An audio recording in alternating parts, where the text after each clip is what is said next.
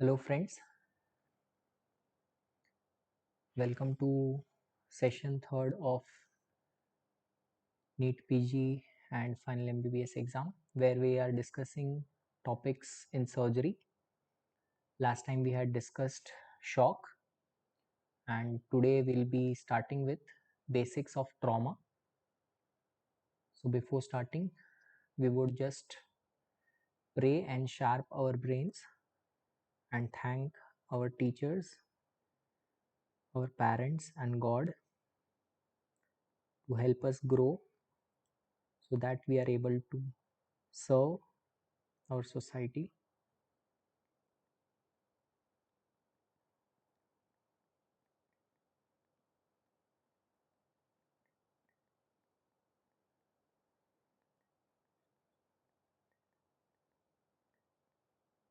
So let's get started.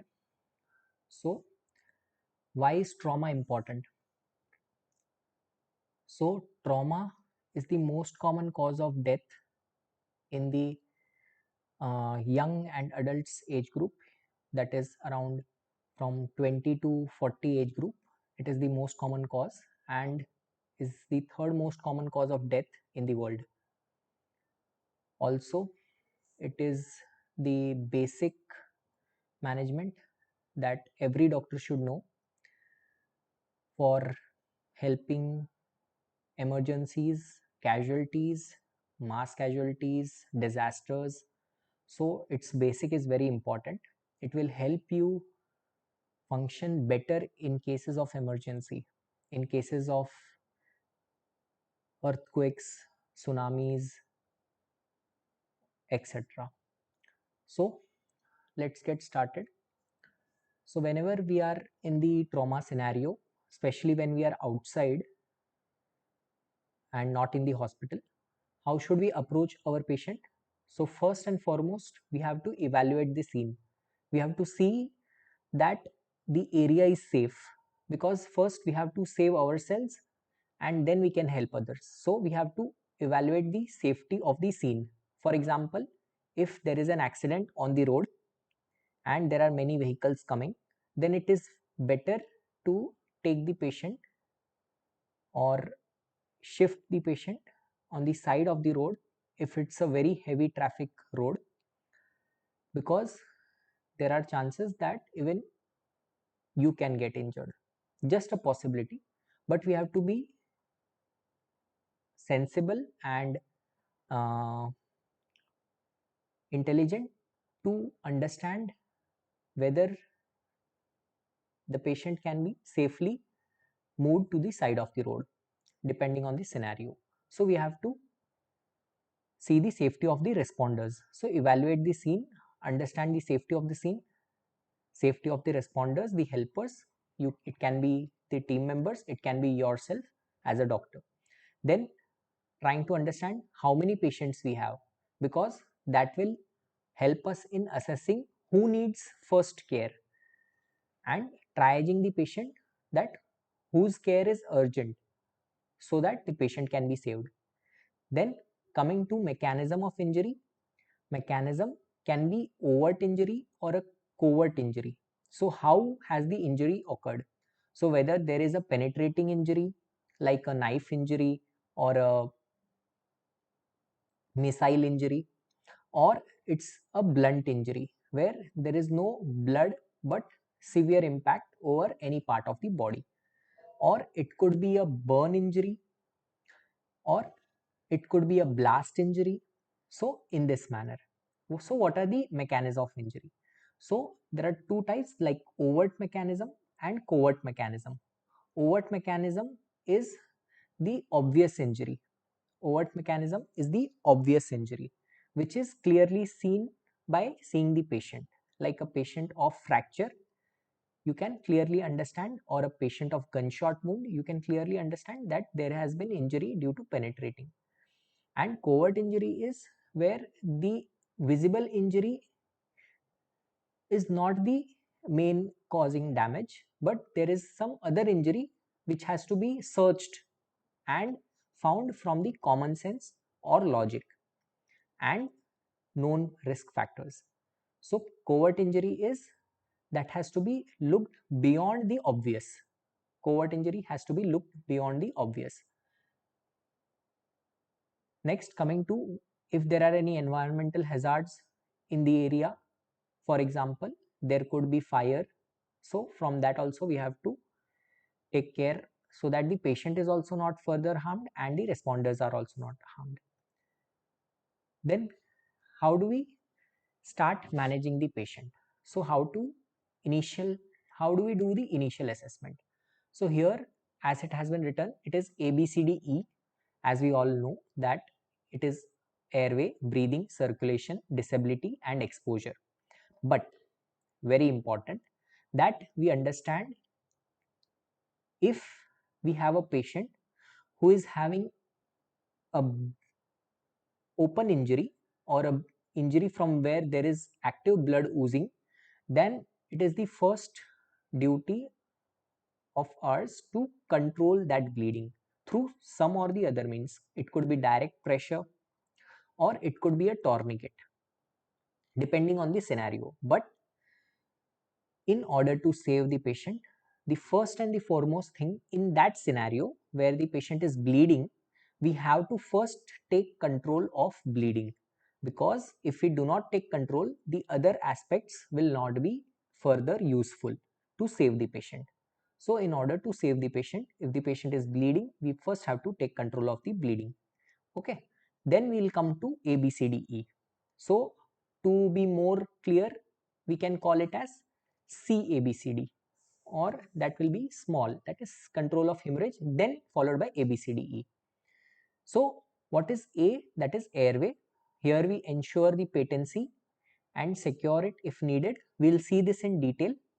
Then breathing, we'll assess how the patient is breathing and the rate, the rhythm, the depth of his breathing and sound of his breathing, whether there is aspiration, something or like that or not. And we can start with him for oxygen. Then coming to circulation, we'll check the pulse, the skin color, the capillary refill and blood pressure. So how is the circulation? Then we'll assess the disability, how disabled the patient is through his neurological status. That we'll be doing through GCS, that is Glasgow Coma Scale. And lastly, we'll exposure and check for any other injuries after removing cloth and as per need. Then we'll make a triage and transport decision so that we can prioritize based on the severity of injury and likelihood of survival. So which patient needs urgent intervention or treatment and which person can be saved with that intervention. Based on that, we'll sort and decide who has to be transported first. तो जिसको बचा सकते हैं उसको बचाने के लिए जल्दी एक्शन लेना जरूरी है. तो हम पहले डिवाइड कर देंगे कि किसकी इंजरी कितनी सीवियर है एंड उसके बेसिस पे हम उनको ट्रांसपोर्ट करेंगे. Then we'll also do the critical intervention, as I have said, bleeding को रोकेंगे ताकि ब्लड स्टॉप हो जाए, एयरवे को और ब्रीदिंग को संभाल लेंगे. ठीक है, जरूरत के हिसाब से अगर बीपी कम है या सिनेरियो के हिसाब से, if needed we will start with IV fluids and transport the patient to appropriate hospital, that is trauma center or appropriate facility as per the need and availability. Then if possible, we'll try to gather information from the scenario. It could be from the driver or the responder who has brought the patient. We'll gather our information from a missed mnemonic, that is mechanism, how did the injury occur, that we have seen. What are the visible injuries? We can get a rough idea of amount of injuries, severity of injury from the history. Then signs and symptoms, what was the main issue of with the patient, that we can get. And if they have known whether some treatment was given at the scene or not, that we can get from the responder. And if possible, from the patient we'll get some details about his personal, that is ample, where it will be allergies, medication, whether he is on any medication or not, that is the comorbidity medication, chronic medication, past medical history, if he is having any medical condition like diabetes, hypertension or bronchial asthma, epilepsy, These are the main hypothyroidism. These are the common important medical history which has to be taken. Then when was the last meal taken? If it is possible, then we should know it so that we can plan for surgery as per need, because that will give us our decision regarding how safely we can proceed with anesthesia. So last meal. And lastly is event leading to trauma. So what happened, how did the trauma, how did the injury occur, kaise injury hua, so all that. So this will get from the patient. Then lastly, transport. So we should transport our patient on a supine position so that the face is upwards on a hard board. We have to try and not move more the patient's head, thorax, pelvis and spine. And we have to avoid prone position.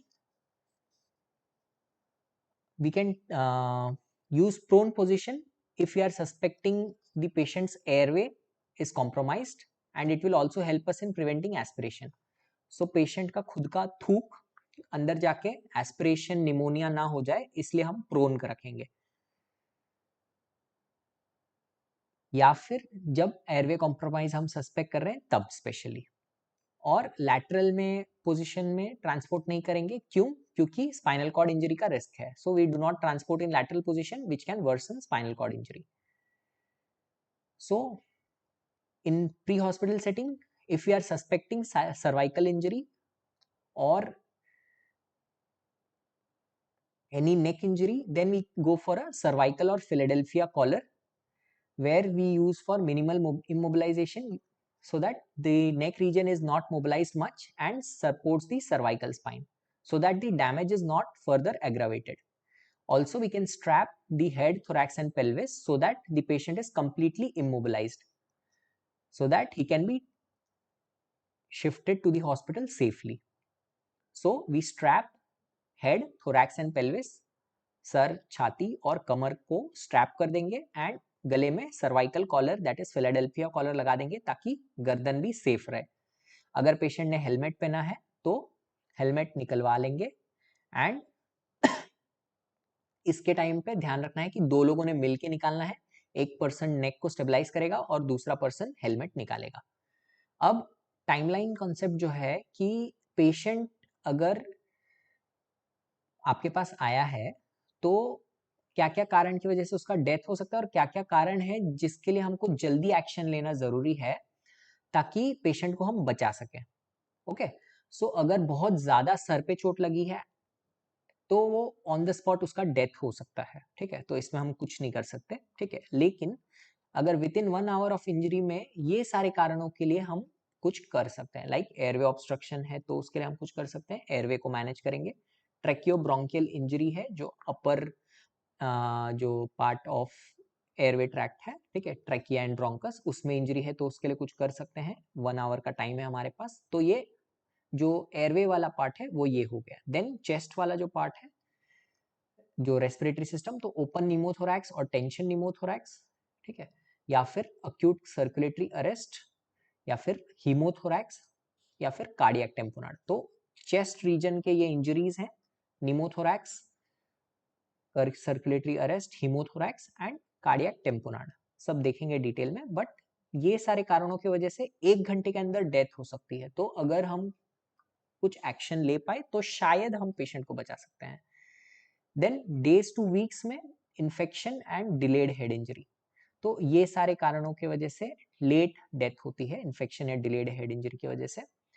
So this was the timeline concept, so we have to be careful and save the time. Then golden hour and the platinum minutes. So what is the golden hour? The first hour following trauma is the golden hour and it is very important for reducing mortality. So जो हमने ऊपर देखे हैं उन patients का intervention हो गया 1 घंटे के अंदर, जिनका 1 आवर के अंदर डेथ हो सकता है, तो वो बच जाएंगे। तो इसलिए पहला जो 1 घंटा है वो बहुत जरूरी है, क्विक एक्शन की जरूरत रहेगी। देन प्लैटिनम मिनट्स, तो फर्स्ट 10 मिनट्स फॉलोइंग ट्रॉमा, इसमें इमीडिएट इंटरवेंशन क्रूशियल रहेगा। तो ये 10 मिनट फॉलोइंग ट्रॉमा वाले मिनट्स हैं, तो इसको प्लैटिनम मिनट्स बोलते हैं कि इस 10 मिनट में अगर कुछ कर पाए तो हम पेशेंट को बचा सकते हैं, इमीडिएट इंटरवेंशन से हम बचा सकते हैं। तो फर्स्ट 10 मिनट्स को हम प्लैटिनम मिनट्स बोल रहे हैं। ओके, देन हम ट्रायज कर रहे थे। ट्रायज में हम क्या करते हैं, तो पेशेंट को अलग कर लेते हैं, सॉर्ट कर लेते हैं depending on the severity of injury. तो पेशेंट का कितना सिवियर इंजरी है उसके बेसिस पे हम उनको सॉर्ट कर लेंगे ताकि हम बेटर डिसीजन ले पाए। ये खास करके तब इंपॉर्टेंट होता है जब बहुत सारे पेशेंट आए, जैसे बस का एक्सीडेंट हो गया जिसमें बहुत सारे पेशेंट है, या फिर कोई ब्लास्ट हुआ है, मास कैजुअलिटी टाइप का। सो इन सारे सिनेरियो में इंपॉर्टेंट है, ठीक है। देन ये जो है ट्राइज, ये कलर कोडेड सिस्टम है जो कि इंटरनेशनली एक्सेप्टेड है, ठीक है। तो पूरे वर्ल्ड में ये फॉलो होता है, ठीक है। तो अब इसमें क्या क्या आता है, तो रेड कलर है, येलो है, ग्रीन है, ब्लैक है, ठीक है। रेड वो है कि जो बहुत सिक पेशेंट है, हाई प्रायोरिटी का, और उसको अगर तुरंत इंटरवेंशन नहीं मिला तो वो मर सकता है। तो रेड रहेगा हाई प्रायोरिटी, इमीडिएट इंटरवेंशन चाहिए, मतलब तुरंत काम करना है। मतलब जो 1 घंटे वाले वो वाले पकड़ सकते हैं हम इनको, 1 घंटे जो विद इन 1 आवर जिनका डेथ होने वाला है वो वाले उनका आएंगे। देन येलो, जैसे टेंशन निमोथोरैक्स है जिसमें इमीडिएटली हमको नीडल डाल के पेशेंट को बचाना पड़ेगा फॉर एग्जांपल। देन येलो जिसमें मीडियम प्रायोरिटी है, जिसको एडमिट करके स्टेबलाइज करना पड़ेगा, जैसे फॉर एग्जांपल कि अगर कोई हीमोथोरैक्स हुआ है तो उसको एडमिट करके स्टेबलाइज करके चेस्ट ट्यूब डालना पड़ेगा और हीमोथोरैक्स को इवैक्यूएट करना पड़ेगा। तो ये येलो प्रायोरिटी में आएगा। देन ग्रीन, जो एम्बुलेटरी पेशेंट है, इनको ज्यादा कुछ नहीं हुआ है तो इनको सिर्फ फर्स्ट एड देके इनको घर भेजना है, तो ये ग्रीन में आएंगे।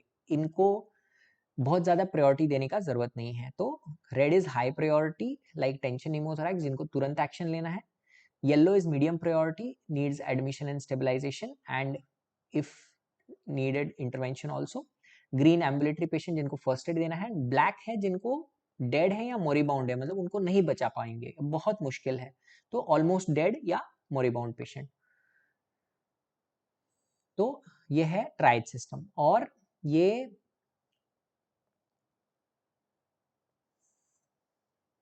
है जिससे हम डिसाइड करेंगे कि पेशेंट को किस लेवल तक का हमको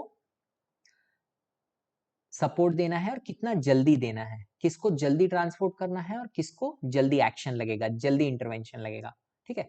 then coming to ATLS, that is advance trauma life support. So advance trauma life support में हम 3 चीज करते हैं मेनली, ठीक है। Primary survey, secondary survey and tertiary survey, and along with that we'll also go for management so that we can save the patient. So now we'll see the primary survey in detail. So इसमें हमने वही जो देखा था, control of bleeding and ABCDE, वही इसमें आएगा, ठीक है। तो ए जो में है जो एयरवे मैनेजमेंट, इसमें हम क्या क्या करेंगे, तो सबसे पहले हम अगर पेशेंट के मुंह में थूक है या फिर स्पिट है, जो भी है सिक्रीशंस हैं, उनको निकालने का कोशिश करेंगे बाय सम मीन्स और द अदर, बाय सक्शन और बाय सम गॉज, बाय सम मीन्स, ठीक है, ताकि उसका जो ओपनिंग है वो क्लियर हो जाए, ठीक है। देन फॉलोड बाय हम उसकी पेटेंसी का कंफर्म करेंगे और उसको इंश्योर करेंगे। तो इंश्योर करने के लिए हम क्या क्या करते हैं, ठीक है। अगर हमको ऐसा लग रहा है कि उसका एयरवे का पेटेंसी अफेक्टेड है तो हम 3 चीज करते हैं जनरली, ठीक है, जिसका नाम है chin tilt, chin tilt, chin tilt, ठीक है। Then we have jaw lift, jaw lift, ठीक है, एंड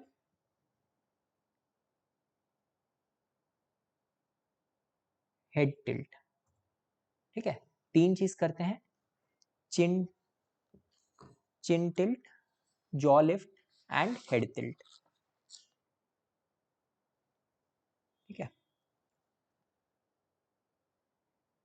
ये एक चेंज होगा, जॉ थ्रस्ट बोलते हैं इसको, chin lift, chin lift, head tilt and jaw thrust.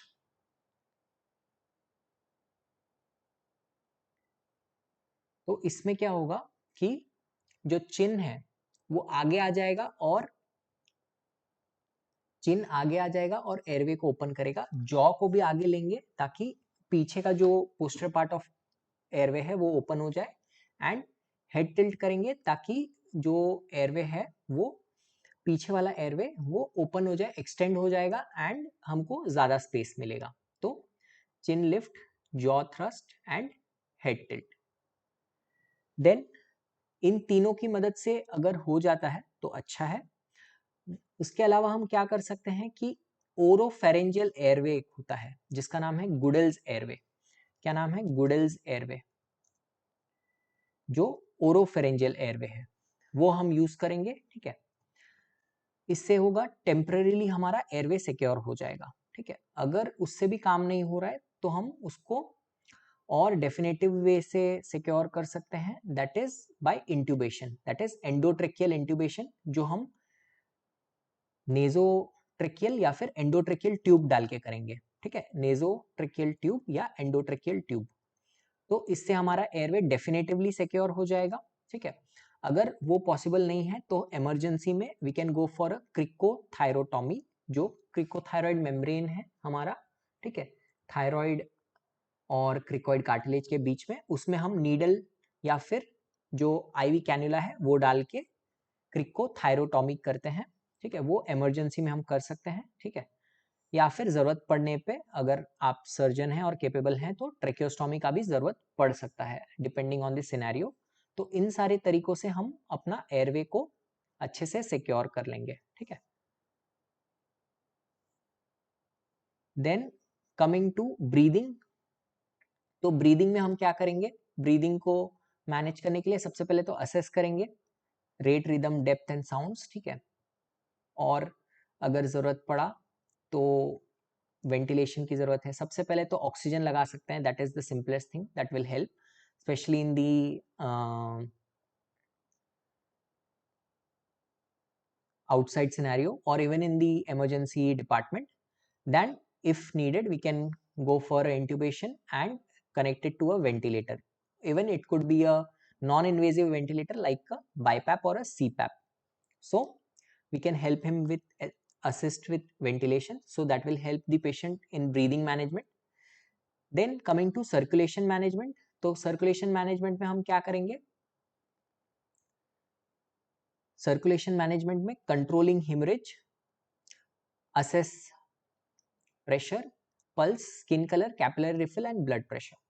तो पेशेंट का पल्स चेक करेंगे, स्किन का कलर पिंक है या फिर वाइट होते जा रहा है मतलब ब्लड लॉस है, कैपिलरी रिफिल कैसा है, 3 सेकंड से कम है या ज्यादा है। ठीक है, अगर ज्यादा है मतलब ब्लीडिंग हो रहा है पेशेंट को। ठीक है, ब्लड प्रेशर ठीक है, कम है, शॉक में तो नहीं है, तो ये सारी चीजें हम देखेंगे।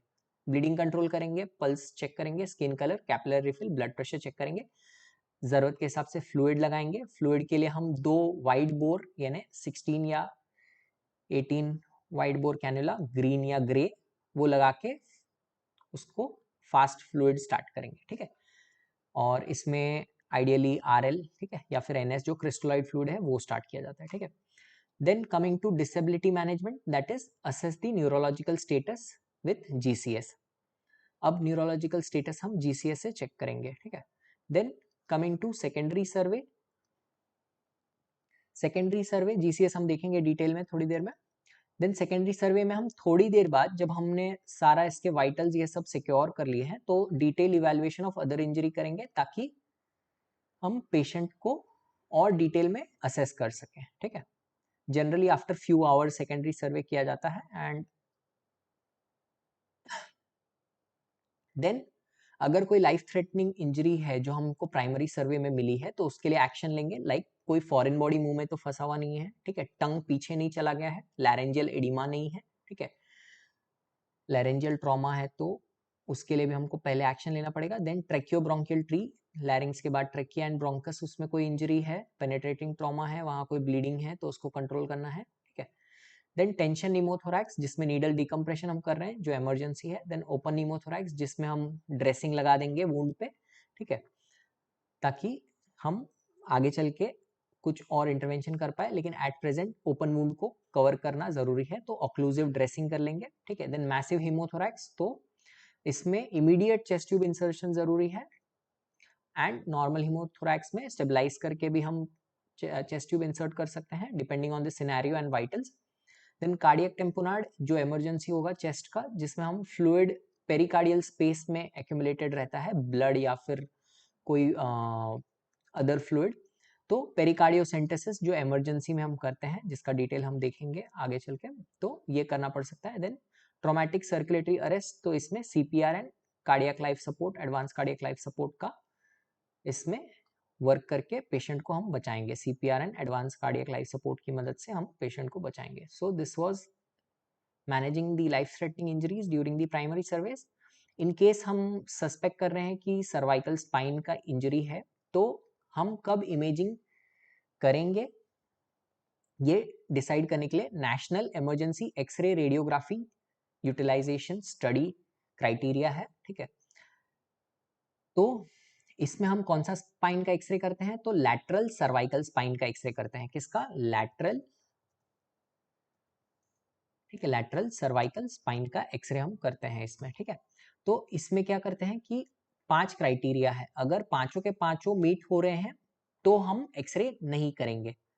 अगर पांचों के पांचों क्राइटेरिया मीट हो रहे हैं तो हम एक्सरे नहीं करेंगे, वरना हमको एक्सरे करना है, ठीक है। तो क्या है ये 5 क्राइटेरिया? तो इसका जो ये है 5 क्राइटेरिया, तो there is no posterior midline cervical tenderness, मतलब पीछे कोई टेंडरनेस नहीं है सर्वाइकल रीजन में। देन पेशेंट कोई इंटॉक्सिकेशन नहीं लिया है, ड्रग्स या अल्कोहल नहीं लिया है, ठीक है। पेशेंट का अलर्टनेस ठीक है, normal level of alertness, conscious oriented and alert है पेशेंट, ठीक है।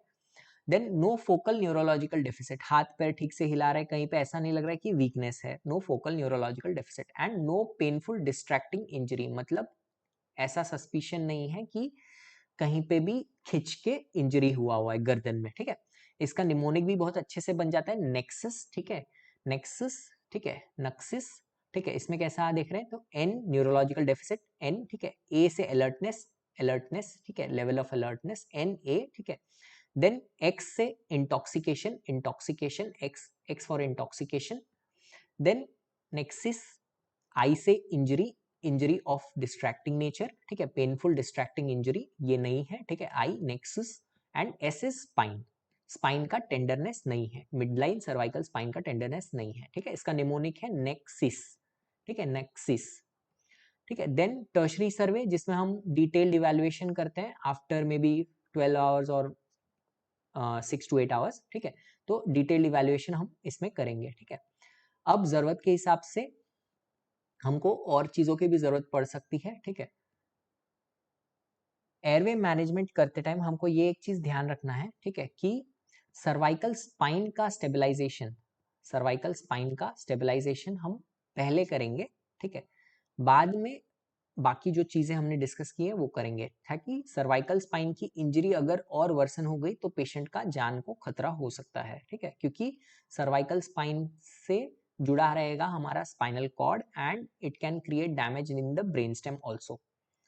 सो सर्वाइकल स्पाइन को स्टेबलाइज करना जरूरी है, एंड वो डैमेज होने की वजह से वो ब्रेन स्टेम को भी अफेक्ट कर सकता है एंड लोअर पूरा बॉडी को पैरालिसिस भी हो सकता है। तो इसलिए सर्वाइकल स्पाइन स्टेबलाइजेशन इंपॉर्टेंट है, जो हमने किससे किया था, कॉलर से किया था, ठीक है, फिलाडेल्फिया कॉलर, यस, ठीक है। देन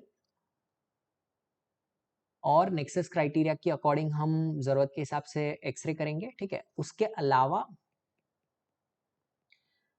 अलावा हम और भी 2 एक्सरे करते हैं डिपेंडिंग ऑन द सिनेरियो, ठीक है, जैसे AP chest X-ray, anterior posterior chest X-ray, ठीक है, एंड एपी पेल्विस एक्सरे, ठीक है।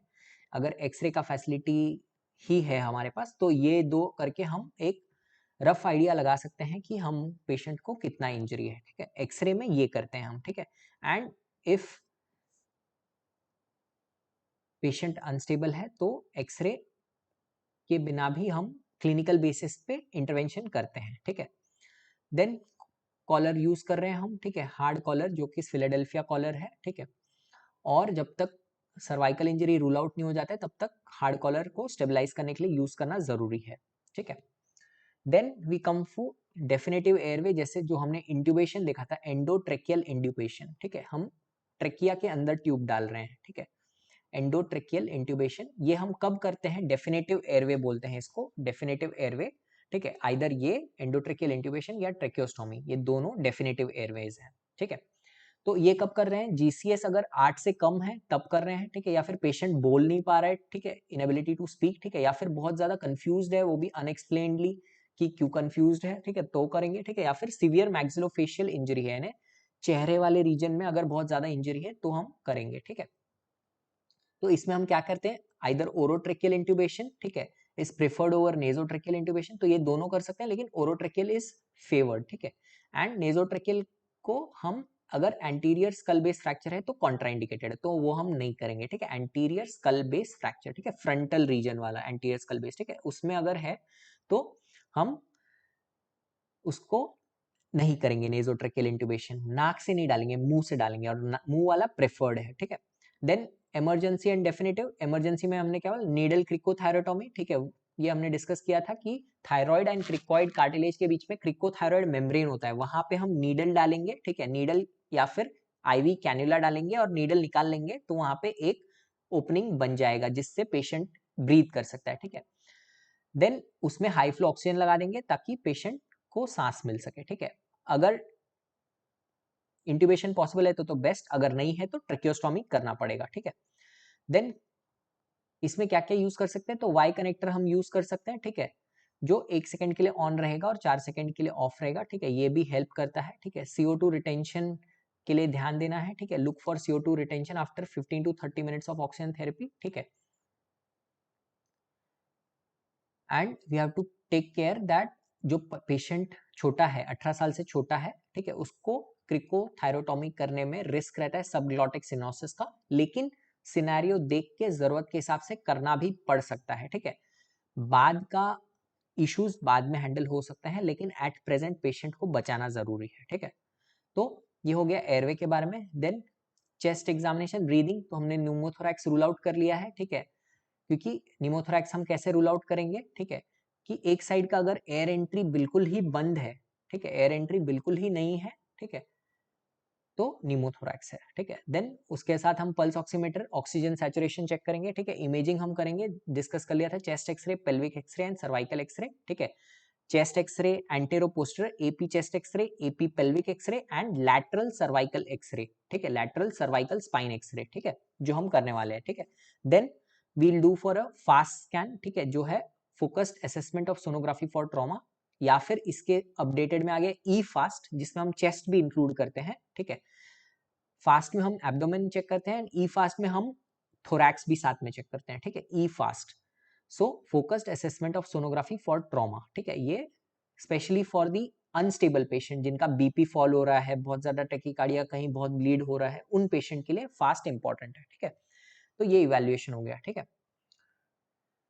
देन एक और चीज है जो हम आगे डिस्कस करेंगे, अभी जस्ट बता दे रहा हूँ कि होल बॉडी सीटी स्कैन भी हम करते हैं जरूरत के हिसाब से, depending on the scenario, specially अगर पेशेंट के पास टाइम है थोड़ा सा, ठीक है, अगर नहीं है तो we can directly take him for surgery depending on the emergency. Then we can, if needed, we can go for a whole body CT scan, we'll see in detail, ठीक है। now coming to circulation, circulation में हमने जैसे discuss किया था कि 2 large बोल IV cannula, minimum 18 Gauss, ठीक है, या फिर 16 गॉस, ठीक है, जो ग्रीन कलर का है, ठीक है, कलर्स इंपॉर्टेंट है, कलर्स पूछते हैं एग्जाम में, ठीक है। देन सर्कुलेशन के लिए आईवी एक्सेस कर लिया, यूज कर लिया। अगर इमरजेंसी में हम आईवी लाइन नहीं लगा पा रहे तो और क्या क्या कर सकते हैं हम, ठीक है, तो वेनस कट डाउन, ठीक है, ग्रेट सैफिनस वेन को कट करके सिक्योर कर लिया, ठीक है, उसमें एक इन्फेंट फीडिंग ट्यूब डाल के उसको सिक्योर कर लिया, ठीक है, या फिर इंट्रोशियस इंसर्शन, इंट्रोशियस बोन में हम इंसर्ट करते हैं, ठीक है, ये खास करके इंपॉर्टेंट कैसे है, क्योंकि ये किसी भी एज ग्रुप में कर सकते हैं, जहां पे हम नीडल को टिबियल ट्यूबिरोसिटी जो हमारे लेग का पार्ट है वहां पे इंसर्ट करेंगे, ठीक है। देन और डेफिनेटिवली हम क्या कर सकते हैं, सेंट्रल लाइन डाल सकते हैं, सेंट्रल लाइन, ठीक है, 2 सेंट्रल लाइन इमरजेंसी में डालना कभी कभी रिस्की रहता है, लेकिन जरूरत पड़ने पे डालना पड़ सकता है अगर पेरिफेरल नहीं मिल रहा है तो, ठीक है। बेस्ट पेरिफेरल है क्योंकि वो फास्ट काम करेगा, सेंट्रल लाइन का कभी कभी स्लो रहता है, लेकिन ये डेफिनेटिव है, सिक्योर रहेगा, ठीक है। देन आईवी फ्लूइड्स देंगे जरूरत के हिसाब से, ivy fluids and blood products, अगर बहुत ज्यादा ब्लीडिंग है, मैसिव ब्लड लॉस हुआ है तो हमको ब्लड भी देना पड़ेगा, ब्लड एंड ब्लड प्रोडक्ट्स, ठीक है। अब एटीएलएस में हम फ्लूइड तो देते हैं, ठीक है, जो हमने देखा था शॉक में कि पेशेंट को हम असेस करेंगे कि पेशेंट कैसा रिस्पॉन्स कर रहा है, ठीक है, तो फ्लूइड लगाएंगे, तो सिनेरियो के हिसाब से अपडेट में ऐसा बता रहे कि 1 लीटर देना है, 2 लीटर नहीं देना है, ठीक है, लेकिन सिनेरियो देख के डिसाइड करना पड़ेगा, कभी कभी 2 लीटर भी देना पड़ सकता है, ठीक है, कभी कभी नहीं देना ज्यादा सेफ है, फिजियोलॉजी कितनी डिस्टर्ब्ड है पेशेंट की, पेशेंट कितना शॉक में है, कोएगुलोपैथी में है, कितना हाइपोथर्मिया है, कितना एसिडोसिस है, ये सारे फीचर्स देख के प्लस हमारे पास ब्लड कितनी देर में आने वाला है, ये सब देख के फिर डिसाइड करना पड़ेगा। तो क्लिनिकल जजमेंट हमेशा बहुत इंपॉर्टेंट रहेगा। जितना आप पेशेंट देखोगे, मैनेज करोगे, उतना ज्यादा बेटर समझोगे, सीखोगे और ज्यादा बेटर मैनेज कर पाओगे, ठीक है।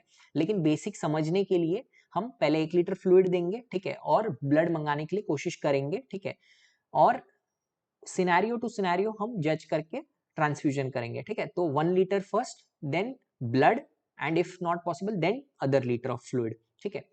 Then assess the patient response, जो हमने देखा था कि पेशेंट अगर रिस्पॉन्डर है, वाइटल्स ठीक हो गए तो फिर बेटर है। नॉन ट्रांजिएंट रिस्पॉन्डर है, पहले ठीक हुए बाद में वापस गिरने लगा, मतलब कहीं से ब्लीडिंग हो रहा है, या फिर नॉन रिस्पॉन्डर है, मतलब वाइटल में कुछ चेंज हुआ ही नहीं, मतलब कुछ करना ही पड़ेगा तभी जाके कुछ इंप्रूवमेंट आएगा, तो इंटरवेंशन एंड ब्लड प्रोडक्ट तो लगेगा ही लगेगा यहाँ पे। तो ये हमारा ATLS का अपडेट है, ठीक है। Then we have crash trial, ठीक है, जिसमें हम एक स्पेशल ड्रग जो है ट्रेनेक्सामिक एसिड, जो ब्लीडिंग को कंट्रोल करने में हेल्प करेगा, ट्रेनेक्सामिक एसिड, ठीक है, जो कोएगुलेशन पाथवे पे वर्क करके, ठीक है, हमारा ब्लीडिंग को रोकता है, ठीक है। तो इसका क्रैश ट्रायल जो रिसर्च है उसका नाम है clinical randomised assessment of single dose of tranexamic acid for control of haemorrhage after injury, ठीक है। ये ट्रायल हुआ था, जो रिसर्च स्टडी है, ठीक है। डिटेल्स तुम लोग को धीरे धीरे पता चलेगा ट्रायल्स क्या होते हैं, ठीक है। तो ट्राइनेक्सामिक एसिड की मदद से मोर्टेलिटी कम हो सकती है। तो इसको देते कैसे हैं? 1 ग्राम IV देते हैं ओवर 5 मिनट्स, ठीक है। Intravenous 1 gram over 10 minutes within as early as possible, ठीक है, followed by 1 gram IV over 8 hours. तो नेक्स्ट 8 आवर्स में हम 1 ग्राम IV देंगे। और ये जो पैरामेडिक होते हैं, मतलब हॉस्पिटल पहुंचने से पहले अगर एम्बुलेंस में ट्रेनेक्सा है, तो जो ला रहा है बंदा, जो पैरामेडिक है, जो लैब टेक्नीशियन या जो भी है, जो डॉक्टर नहीं है, वो भी ये दवाई दे सकता है जरूरत के हिसाब से, ठीक है। देन इंडिकेशन क्या रहेगा? तो बहुत ज्यादा हिमरेज हो रहा है, BP 90 से कम है, हार्ट रेट 110 से ज्यादा है, तो इन सारे सिचुएशन में दे देना है ट्रेनेक्सा, ठीक है, कि पेशेंट को हम बचा सके, ठीक है। देन पेल्विक बाइंडर लगाना है, ठीक है, जब तक पेल्विक फ्रैक्चर रूल आउट नहीं हो जाए, ठीक है। बेस्ट CT है, ठीक है, नहीं तो एक्सरे से भी हमको एक आइडिया मिलेगा कि पेल्विक फ्रैक्चर है या नहीं, ठीक है। इससे क्या होगा, अगर पेल्विक फ्रैक्चर की वजह से ब्लीडिंग है तो वो ब्लीडिंग कंट्रोल में रहेगी, ठीक है। अगर सिनेरियो बहुत खराब है तो एक recent advances resuscitative endovascular balloon occlusion of aorta, मतलब अगर पैर के रीजन से अगर उसको बहुत ज्यादा ब्लड मतलब बहुत ज्यादा कहीं से ब्लीड हो रहा है, ठीक है, और पेशेंट शॉक में है, जो रिस्पॉन्ड नहीं कर रहा है, मतलब डीकम्पनसेटिंग स्टेज में चला गया है, मतलब वहां से उसको निकालना डिफिकल्ट होगा, तो उस सिनेरियो में हम रिबोआ करके जो है resuscitative endovascular balloon occlusion of aorta, ठीक है, ताकि हम एओर्टा को ब्लॉक कर सकें, ताकि ब्लड नीचे जाके और वहां पे नहीं यूज हो, रैदर जो मेन ऑर्गन्स हैं हमारे, kidney, heart, brain, lungs, liver, ये बच सके, ठीक है। तो इसमें क्या करते हैं, इंट्रोड्यूस कॉमन फ्यूमरल आर्टरी से हम जो हमारा कैथेटर है वो इंट्रोड्यूस करेंगे, ठीक है, एंड उस कैथेटर से हम एओर्टा तक जाएंगे और बलून को इन्फ्लेट कर देंगे, ठीक है। तो इस मदद से हमारा क्या होगा, ब्लीडिंग कम होगा और ब्लड शंट, मतलब नीचे वाली बॉडी में जाने के बजाय जो वाइटल ऑर्गन्स है उधर तक ब्लड पहुंचाएगा, ठीक है। देन जब हम रिससिटेट कर रहे हैं, मतलब पेशेंट अगर शॉक में है, हम ट्रेनेक्सा लगा रहे हैं, ठीक है, BP उसका इंप्रूव होके फिर गिर जा रहा है, ठीक है, मतलब पेशेंट को कुछ तो गड़बड़ है, ठीक है। तो इस सिचुएशन में हम क्या करते हैं, damage control resuscitation and damage control surgery, ठीक है। इसमें हम क्या क्या करने वाले हैं वो हम डिटेल में देखेंगे, ठीक है। तो डैमेज कंट्रोल रिससिटेशन में हम, एक तो हमने जो टॉपिक देखा था कि हम पहले तो हेमरेज कंट्रोल करना है, ठीक है। हेमरेज कंट्रोल करने के लिए अगर पॉसिबल है, एक्सटर्नल ब्लीडिंग है, तो हम प्रेशर से, टॉर्निकेट से रोक लेंगे, ठीक है। लेकिन अगर इंटरनल ब्लीडिंग है, यानी जो हमको दिख नहीं रहा है, तो हमको डैमेज कंट्रोल सर्जरी लगेगा, ठीक है, डैमेज कंट्रोल सर्जरी, ठीक है। तो अर्ली हेमरेज कंट्रोल, ठीक है। और ये ध्यान रखना है कि resuscitation and damage control surgery बहुत बार साइड बाय साइड जाएगा, ऐसा नहीं कि पेशेंट को हम पहले रिससिटेट करेंगे बाद में damage control surgery, side by side लेना पड़ता है, क्योंकि रिससिटेशन का कोई मतलब नहीं होगा अगर हम अर्ली हिमरेज कंट्रोल के डायरेक्शन में वर्क नहीं कर रहे हैं, ठीक है। तो इसमें हम क्या क्या कर रहे हैं कि क्रिस्टलॉइड दे रहे हैं लेकिन बहुत ज्यादा नहीं दे रहे हैं, ठीक है।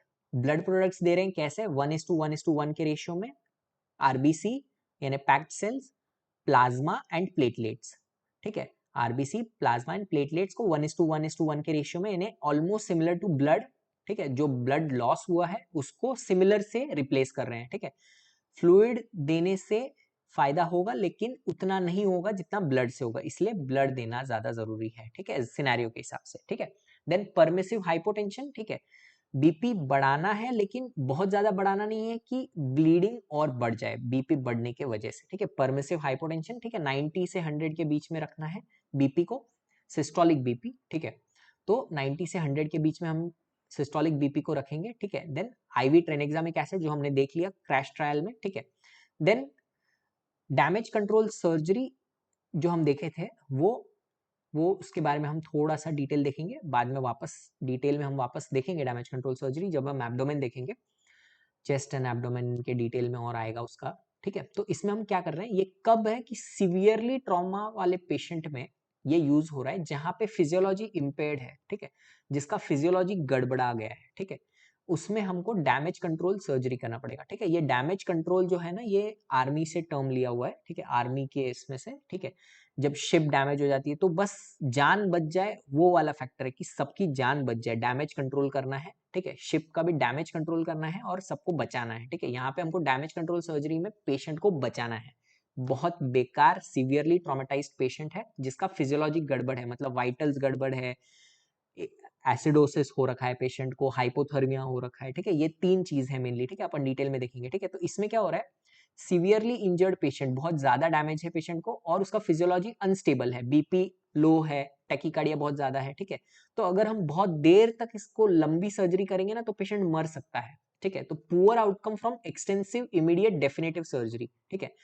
जैसे अगर उसको हम 6 घंटा सर्जरी करेंगे तो शायद हम पेशेंट ही ना बचा पाए, ठीक है। तो इमीडिएटली जो सबसे ज्यादा जरूरी है वही हम करेंगे ताकि पेशेंट बच जाए, ठीक है। तो इसके 3 फेजेस हैं, ठीक है, 3 फेज में ये किया जाता है डैमेज कंट्रोल सर्जरी, ठीक है। वो भी हम डिटेल में देखेंगे, ठीक है।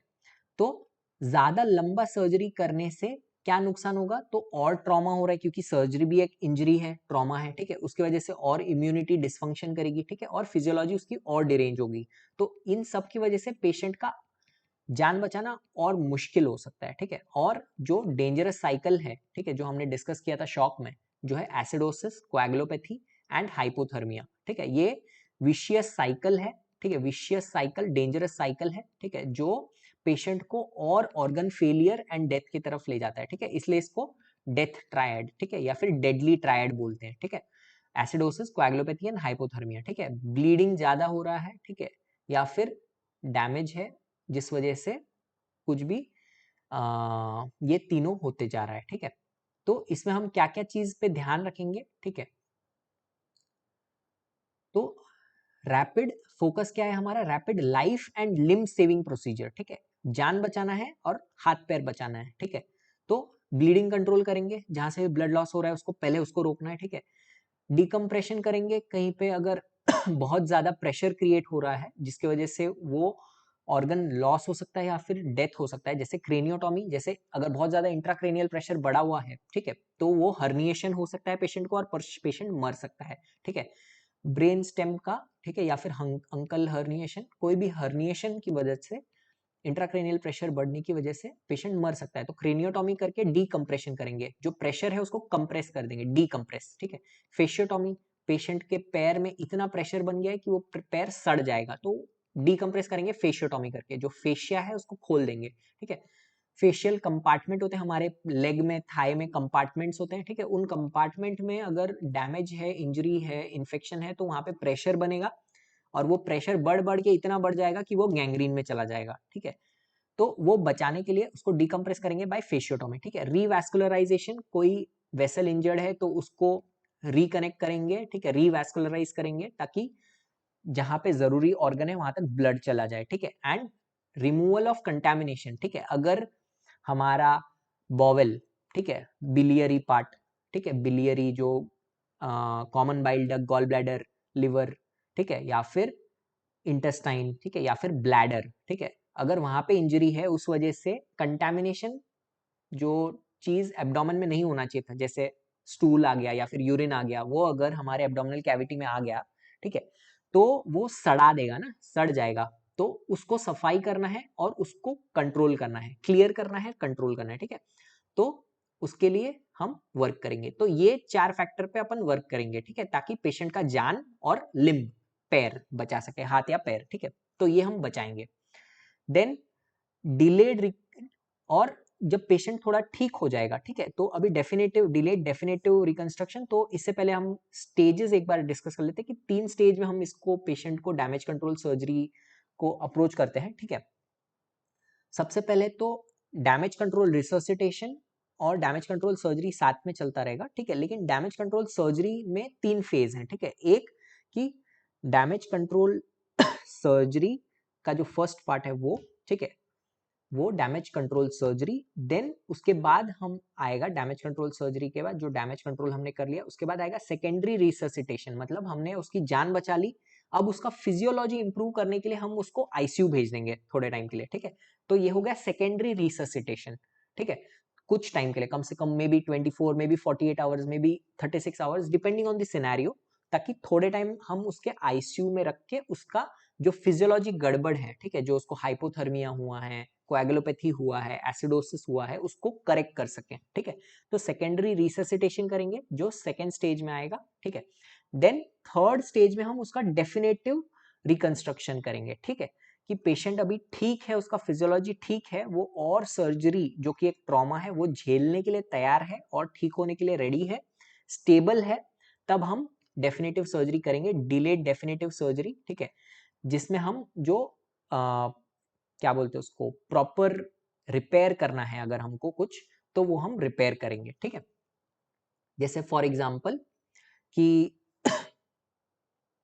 अगर कोई बिलियरी इंजरी है, तो बिलियरी इंजरी को रिकनेक्ट करना या फिर उसको इंटेस्टाइन से कनेक्ट करना, ठीक है, ये सारी चीजें हम डेफिनेटिव उसमें करेंगे, ठीक है। और एब्डोमिनल डैमेज कंट्रोल में क्या क्या करते हैं हम, तो हेमरेज कंट्रोल, कहीं से ब्लीडिंग हो रहा है उसको रोक लिया, पैकिंग कर लिया, ठीक है, जो ऑर्गन्स हैं डैमेज्ड हैं बहुत ज्यादा उसको पैक कर दिया, ठीक है, ताकि और ब्लीडिंग वहां से ना हो, ठीक है।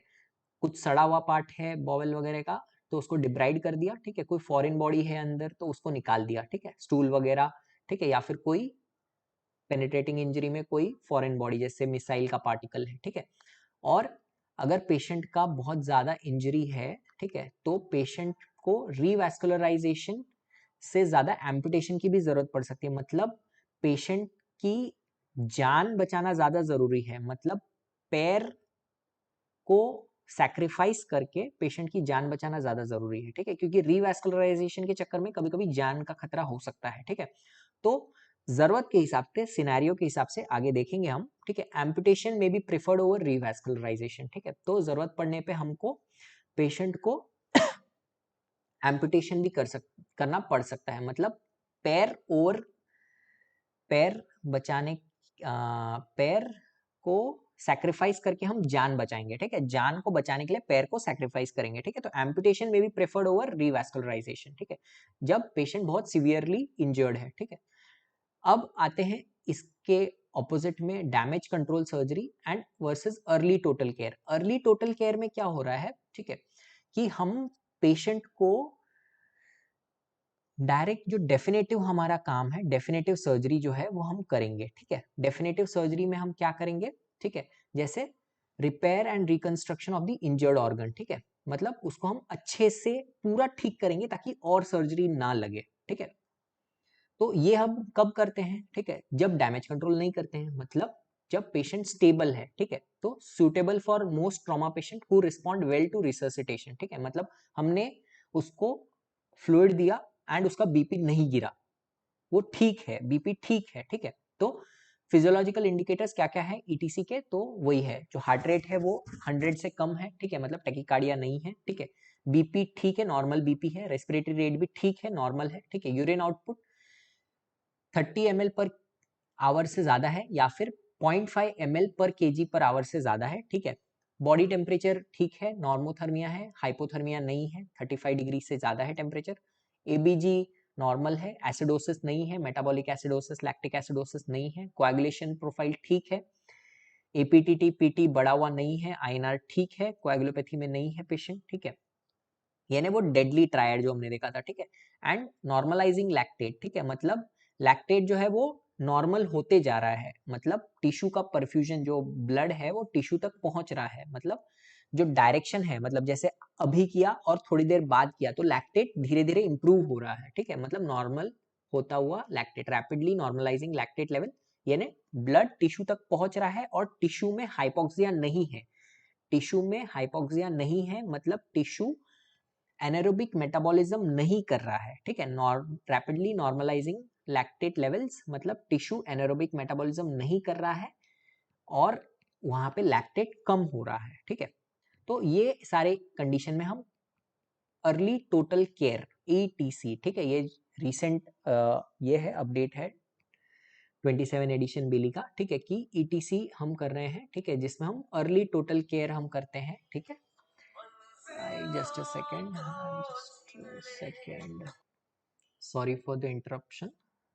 So we'll continue कि एब्डोमिनल ETC में हम definitive repair and reconstruction of the injured organ हम करेंगे, ठीक है। फॉर एग्जाम्पल जैसे इसमें अगर बिलियरी इंजरी है, ठीक है, तो बिलियरी इंजरी को हम रिकंस्ट्रक्ट करेंगे, ठीक है, बाय हेपेटिकोजेजुनोस्टोमी फॉर एग्जाम्पल, ठीक है।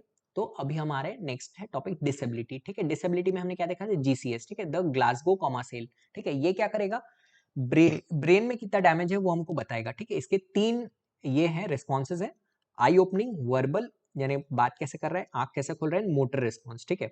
अब क्या क्या पॉइंट्स हैं, इसका टोटल 15 है, ठीक है, मैक्सिमम 15, मिनिमम 3, ठीक है। देखते हैं डिटेल में, ठीक है। आई ओपनिंग, आई ओपनिंग में क्या है कि आंख खुद से खोल रहा है, ठीक है, या फिर बोलते से, मतलब अपने आप खोल रहा है तो बेस्ट है 4, ठीक है, 4 पॉइंट दे रहे हैं। अगर बोलने पे खोल रहा है तो 3 पॉइंट दे रहे हैं, ठीक है।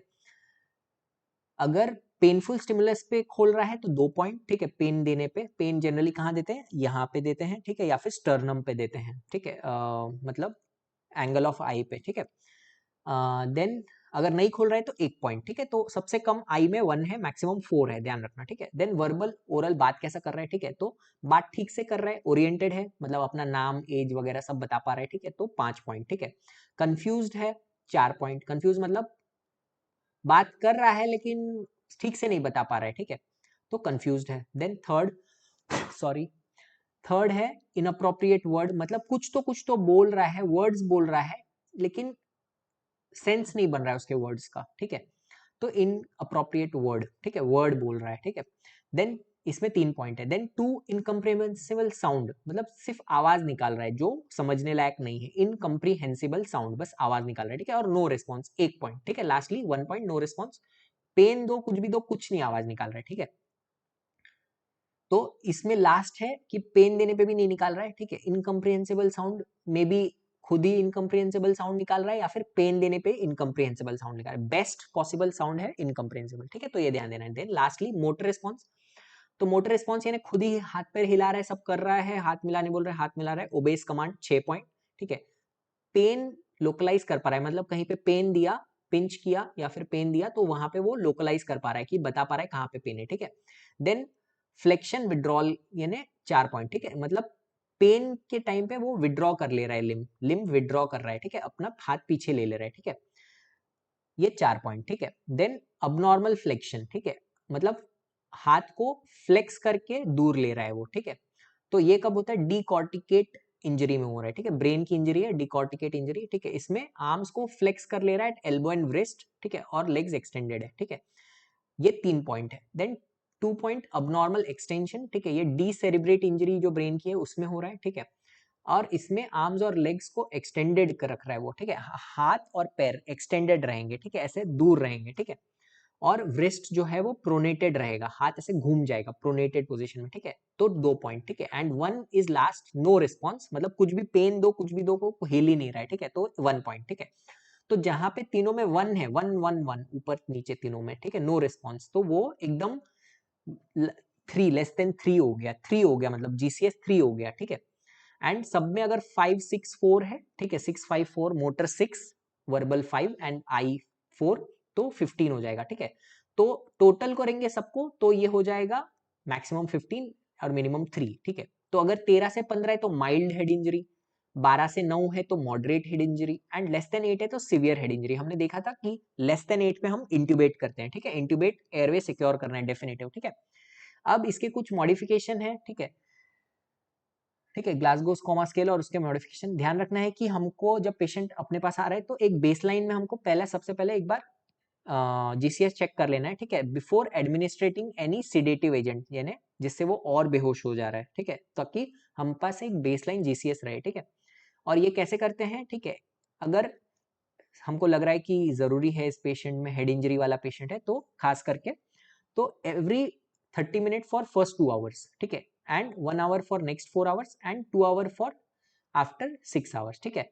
तो पहले 30 मिनट्स, पहले 2 घंटे तक, ठीक है, उसके बाद 1 घंटे नेक्स्ट 4 आवर्स, और उसके बाद एवरी 2 आवर, ठीक है, 2 आवर्स आफ्टर 6 आवर्स, ठीक है।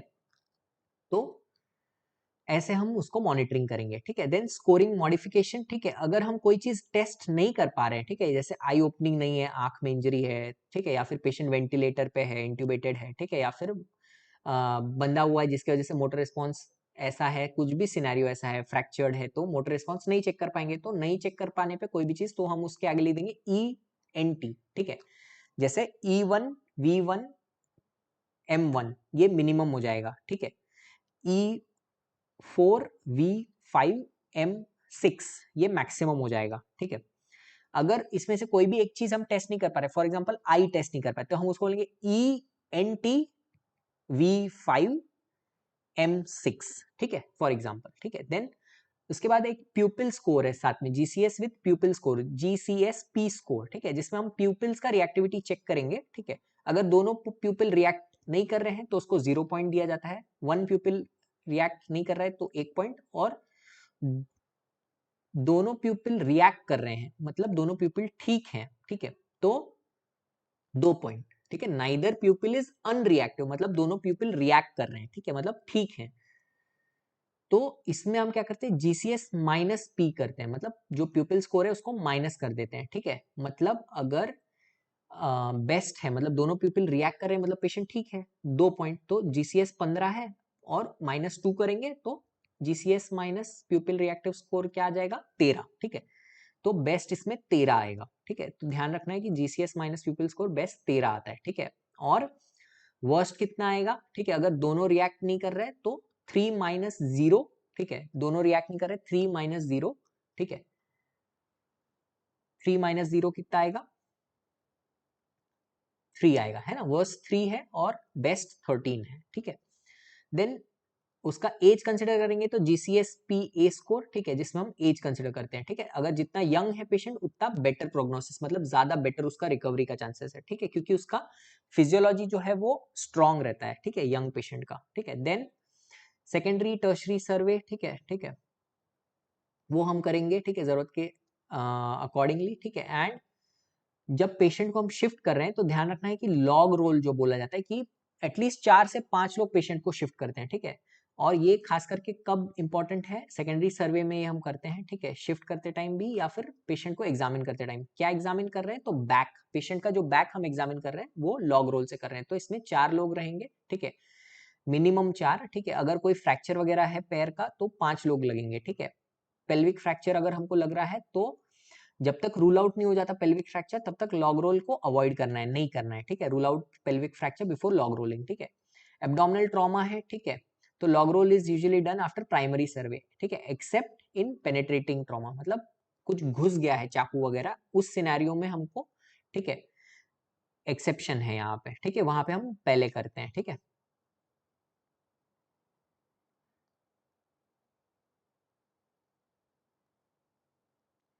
ठीक है, फाइनल क्या है ये, in abdominal trauma log roll is usually done after primary survey, ठीक है, और पेनिट्रेटिंग ट्रॉमा में उसको पहले भी करना पड़ सकता है, ठीक है। देन सेकेंडरी सर्वे में, ठीक है, डेफिनेटली प्राइमरी के बाद हम कर रहे हैं, ठीक है, और इसमें हम कोई और जगह पे इंजरी है वो हम कर रहे हैं, ठीक है, ठीक है।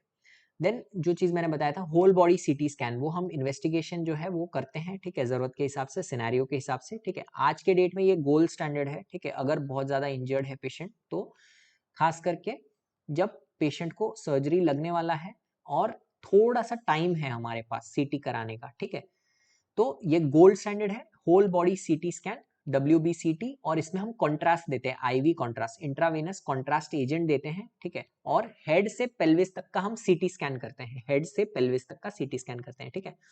स्पेशली जो स्टेबल पेशेंट है उनके लिए, या फिर जो इनिशियल रिससिटेशन को रिस्पॉन्ड कर दिया, मतलब हमने फ्लूइड लगाया उसके बाद बीपी फॉल नहीं हो रहा है उतना, ठीक है, या फिर हो भी रहा है तो हम रिससिटेशन के साथ उसको मैनेज कर पा रहे हैं, ठीक है। तो ये जजमेंट, क्लिनिकल जजमेंट है, जितना आप पेशेंट देखोगे उतना इंप्रूव होते जाएगा कि कब सीटी स्कैन करना है और कब बिना सीटी स्कैन के हमको पेशेंट को सर्जरी के लिए लेना है, ठीक है। इससे फास्ट इन्फॉर्मेशन मिलेगा, विद इन मिनट्स हमको बेसिक इन्फॉर्मेशन मिल जाता है। बस रिस्क यही है कि ज्यादा एक्सपोजर ऑफ रेडिएशन है, ठीक है, जो एक फैक्टर है, ठीक है। देन टर्शरी सर्वे, ठीक है, इसमें हम पेशेंट एक्सट्यूबेटेड और स्टेबल पेशेंट कंडीशन में तब करते हैं टर्शरी सर्वे, ठीक है, और ये हमको बताएगा कि और कोई छोटी मोटी इंजरी है क्या जो मिस हो सकती है, ठीक है। Then severity score, severity score क्या है कि पेशेंट कितना ज्यादा इंजर्ड है, ठीक है, जैसे जीसीएस हमने देखा था, ठीक है, उसी तरीके से और पूरे बॉडी में, जीसीएस सीएनएस के लिए था, ब्रेन के लिए, तो सिवियरिटी स्कोर में हम बाकी बॉडी पार्ट का क्या सिनेरियो है वो हम देखेंगे, ठीक है। तो इसमें हम तीन चीज देख रहे हैं, ठीक है। एक है आरटीएस स्कोर, ठीक है, आरटीएस में क्या आ रहा है, तो रेस्पिरेटरी रेट आर, ठीक है, टी इज बीपी चेक कर रहे हैं, टाई एंड सी बीपी, ठीक है। तो आरटीएस स्कोर में रिवाइज ट्रॉमा स्कोर इसका पूरा नाम है, और निमोनिक है आरटीएस ही, ठीक है। तो रिवाइज ट्रॉमा स्कोर में आर है रेस्पिरेटरी रेट, ठीक है, टी है टाई एंड सी बीपी, ठीक है, बीपी का कफ हम बांधते हैं हाथ में और बीपी चेक करेंगे, ब्लड प्रेशर, ठीक है, and S is scale, so Glasgow coma scale, ठीक है। तो ये हम देखेंगे डिटेल में, ठीक है। तो ये है RTS score, revise trauma score, ठीक है, ये सबसे बेसिक है, सबसे सिंपल है, ठीक है, सबसे सिंपल है, सबसे बेसिक, ठीक है। देन ट्रिस, ठीक है, जिसका बोलते हैं trauma injury severity score, TRISS, ठीक है, जिसमें आरटीएस जो हमने पहले देखा था वो इंक्लूड हो रहा है, इंजरी सिवियरिटी स्कोर है, कितना इंजरी है वो देखा जाएगा, ठीक है, एज क्या है, ठीक है, कितना, ठीक है, और मैकेनिज्म ऑफ इंजरी क्या है, ब्लंट है, पेनिट्रेटिंग है, ठीक है, वो, ठीक है। देन मेस, तो ये क्या है, mangled extremity severity score, mess क्या है, ये जो एक्सट्रीमिटी है हाथ या पैर, उसमें कितना इंजरी है वो देखने के लिए, और हाथ को हम बचा सकते हैं क्या, मतलब पेशेंट का हाथ सैल्वेज कर सकते हैं, बचा सकते हैं क्या, या फिर एम्पुटेशन लगेगा, वो हमको डिसाइड करने में हेल्प करेगा, ठीक है। इसमें क्या क्या देख रहे हैं कि कितना एनर्जी से डैमेज हुआ है, मेन एनर्जी कितना लगा है, ठीक है, एक्सट्रीमिटी में इस्कीमिया है या नहीं, ठीक है, वहां का ब्लड सप्लाई कैसा है, ठीक है, उसका एज क्या है, ठीक है, कितना एज है पेशेंट का लग रहा है, ठीक है। देन शॉक, शॉक, ठीक है, पेशेंट शॉक में तो नहीं है, ठीक है। तो अब डिटेल में देखते हैं इसको, ठीक है।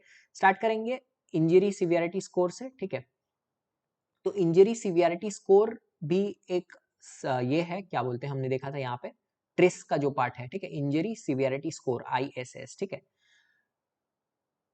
तो इंजरी सिवियरिटी स्कोर,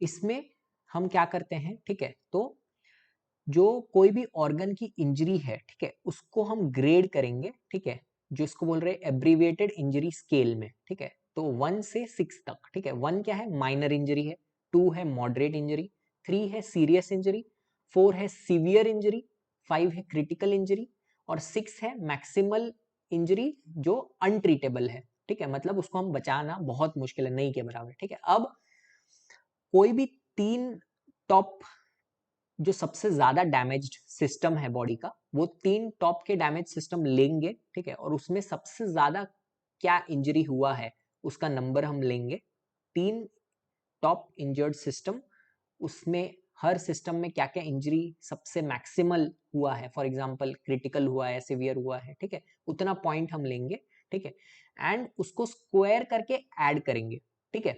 तो स्क्वायर करके ऐड करेंगे, मतलब जैसे फॉर एग्जांपल, जैसे एक जगह पे 4 वाला इंजरी है, एक जगह पे 2 वाला इंजरी है, एक जगह पे 5 वाला इंजरी है, ठीक है। तो 2 वाला इंजरी का स्क्वायर किया तो हो गया 4, ठीक है, 4 वाला का स्क्वायर किया 16, ठीक है, 16 और 4 20, एंड 5 को स्क्वायर किया तो 25, तो 20 एंड 25 45, ठीक है, तो 45 स्कोर हो जाएगा, ठीक है। तो मैक्सिमम स्कोर कितना आएगा, 5, तीनों जगह पे 5, बहुत क्रिटिकल इंजरी है तीनों जगह पे, फॉर एग्जांपल हेड में भी क्रिटिकल इंजरी, चेस्ट में भी क्रिटिकल इंजरी, एब्डोमेन में भी क्रिटिकल इंजरी, ठीक है। तो तीनों को स्क्वायर करेंगे, 5 को तीनों को स्क्वायर करेंगे तो 75 हो जाएगा, ठीक है। 75 हो जाने पे इंजरी का रिस्क, मतलब डेथ का रिस्क बहुत बढ़ जाता है, 6 में तो ऑलमोस्ट डेड ही है, पकड़ना है, ठीक है। तो इसको हम इंटरप्रेट कैसे करते हैं ये स्कोर्स को? माइनर, अगर ये जो इंजरी सिवियरिटी स्कोर है वो 9 से कम है तो माइनर, ठीक है, 9 से 16 है तो मॉडरेट, ठीक है, 16 से 25 है तो सीरियस, ठीक है, एंड 25 से ऊपर है तो सीवियर, ठीक है, सबसे ज्यादा सीवियर हो गया, 25 से ज्यादा है तो सीवियर, ठीक है।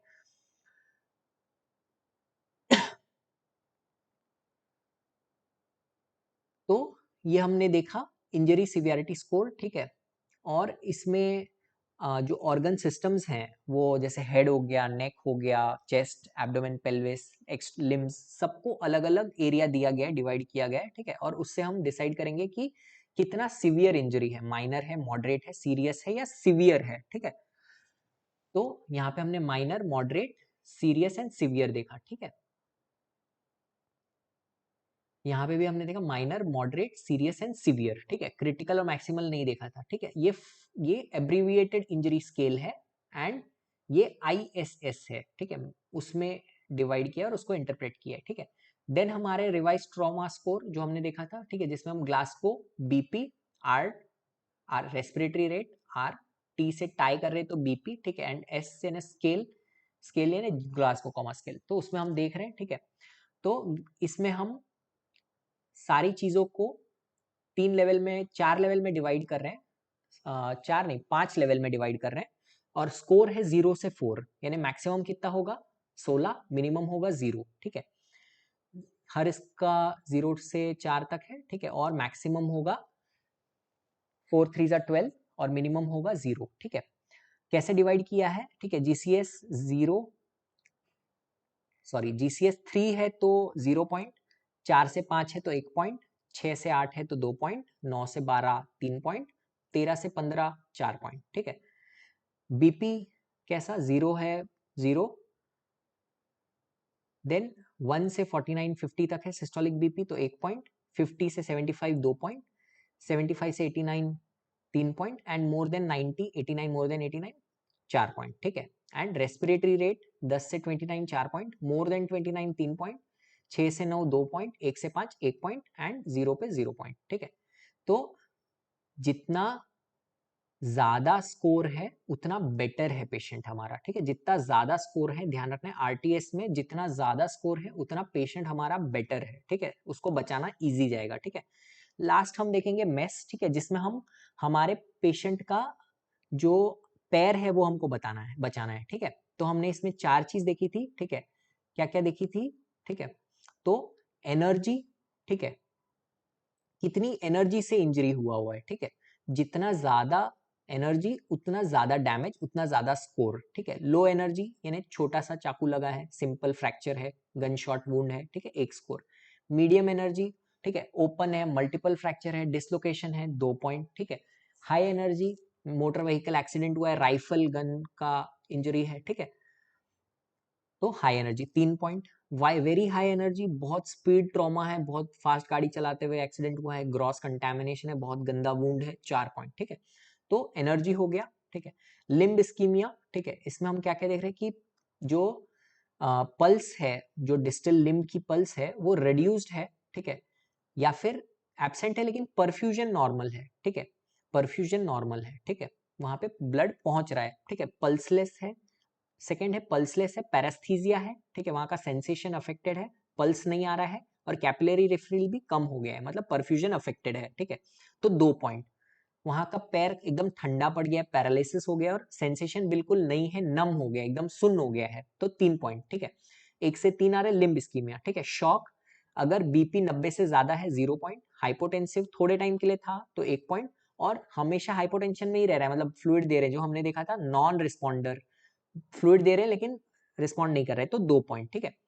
तो ये शॉक हो गया, ठीक है। देन एज, एज अगर 30 से कम है तो 0 पॉइंट, मतलब इजी रिकवरी है, 30 से 50 में 1 पॉइंट, मोर देन 50 में 2 पॉइंट, ठीक है। तो मैक्सिमम इसमें कितना आएगा, ठीक है, मैक्सिमम इसमें आएगा 11 पॉइंट, ठीक है। और अगर 7 से ज्यादा है, 7 या 7 से ज्यादा है तो वहां पे एम्पुटेशन लगेगा, ठीक है, और 6 या उससे कम है तो वहां पे हमारे पास बचाने का चांस है, ठीक है।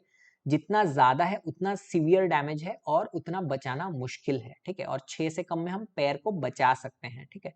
तो पैर को बचाने के लिए 6 से कम रहेगा, ठीक है। ये क्या है, मैंगल्ड एक्सट्रीमिटी सिवियरिटी स्कोर, ठीक है, मैंगल्ड एक्सट्रीमिटी सिवियरिटी स्कोर, ठीक है, मैंगल्ड एक्सट्रीमिटी सिवियरिटी स्कोर, ठीक है। तो ये सारे सिवियरिटी स्कोर्स थे, ठीक है। ये आज हमने बेसिक्स ऑफ ट्रॉमा देख लिया, ठीक है। होप आपको समझ में आ गया होगा, ठीक है। कुछ डाउट होगा तो आप कमेंट में या फिर मेरे को मैसेज करके, ईमेल करके पूछ सकते हैं, ठीक है। आगे हम और टॉपिक देखेंगे, ठीक है। हेड इंजरी वाला टॉपिक देखेंगे, जरूरत बीच में फ्लूइड वाला टॉपिक, ब्लड ट्रांसफ्यूजन वाला टॉपिक भी देखेंगे, ठीक है। बेसिकली ट्रॉमा वाला पार्ट एंड थोड़ा बेसिक वाला पार्ट अभी हम देख रहे हैं, ठीक है। Hope it will be helpful for all. So keep studying, keep growing, ठीक है, never give up because great things take time. And अगर वीडियो अच्छा लगा तो please like share and subscribe, ठीक है। कुछ ऐसा लगे कि कुछ मैंने गलत बोल दिया है या मुझे लगे कि मेरे को पता चले कि गलत बोल, तो मैं खुद बता दूंगा, ठीक है। लेकिन अगर आपको पता चले कि मैं कुछ गलत बोलूँ तो प्लीज़ कमेंट एंड करेक्ट मी, ठीक है। मैं भी गलती कर सकता हूँ, इंसान हूँ, ठीक है। एक चीज़ का मुझे डाउट है, वो टर्मिनोलॉजी का, वो मैं कंफर्म करके बता दूंगा, जो चिन लिफ्ट वाला था, ठीक है। So see you soon in next video, ठीक है। Thank you for watching and see you in next video. चलो, ठीक है।